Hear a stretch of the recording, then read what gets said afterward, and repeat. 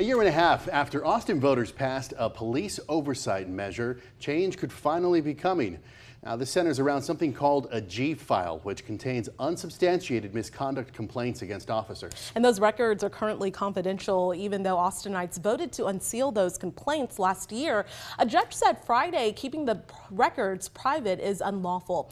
KXAN's Brianna Hollis joins us now. She has been following this for a year or so now. What are the next steps? So this is honestly something that's so nuanced that the next steps are still unclear when it comes to the privacy of the files themselves. The city's legal team says it's working toward compliance with the court order, but no one has been able to tell us what that really means yet.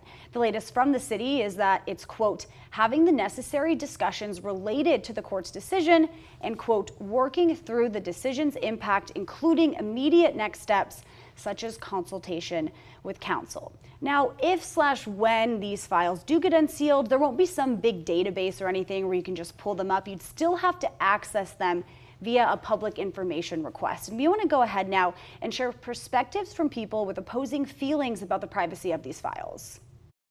And the public should have the right to know what those reasons are, why an officer has not been disciplined, but they hide behind this G-file issue, the actual investigation itself, any reasons for decision. And so if you were to look at it without getting into the weeds, you wouldn't understand that those files, that there's no backing to them. If someone were to release that, they could paint a picture that an officer is some sort of terrible person.